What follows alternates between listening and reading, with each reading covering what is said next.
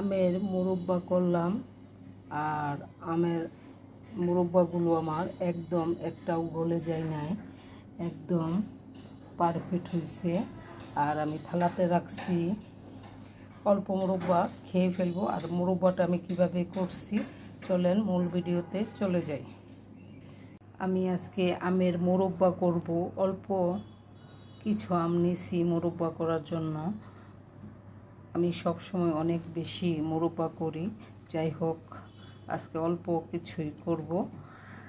আমি এখন মুরব্বাগুলো কেচে নেব। কেচে নেওয়ার পরে তারপরে আমি চুন দিয়ে 2 ঘন্টার জন্য ভিজিয়ে রাখবো।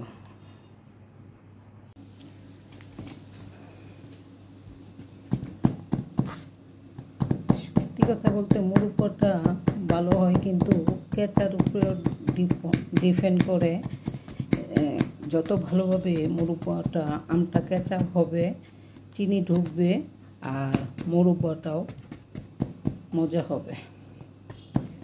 আমি সবগুলো মুরব্বা কাঁটা চামচ দিয়ে খুব সুন্দরভাবে কেচে নিচ্ছি।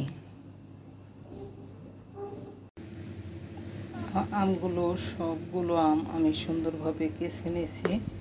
এখন আমি চুন দিয়ে ভিজিয়ে রাখবো।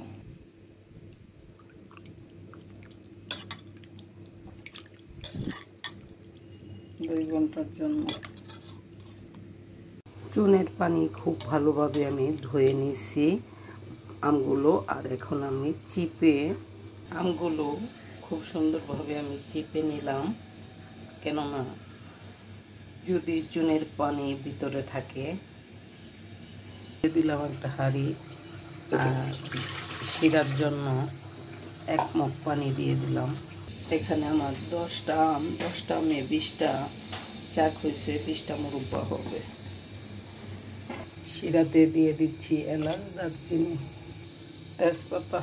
চিনিটা মাপার কিছুই নাই, আমি এখানে 1 কেজি চিনি দিব, তার জন্যই দিয়ে দিচ্ছি। চিনিটা দিয়ে এখন নাড়া দিয়ে দিলাম। এখন আমি আমগুলো দিয়ে দিব। বিসমিল্লাহ।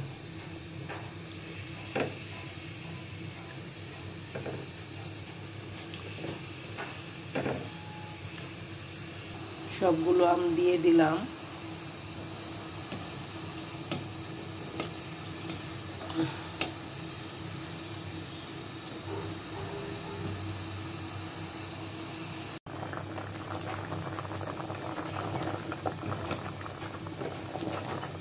যত জোরে আমার মুরব্বার একটা গুণাগুণ, আমি যত জোরেই লাড়ি, আল্লাহ দিলে আল্লাহর রহমতে ভাঙে না, ভেঙে যাবে না।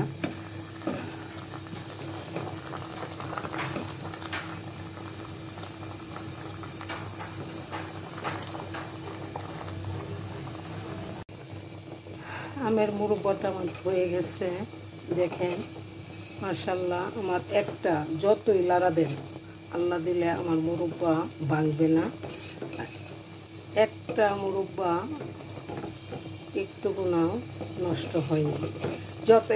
যত জোরে লাড়া দেওয়া হোক, ভাঙবে না আল্লাহ দিলে।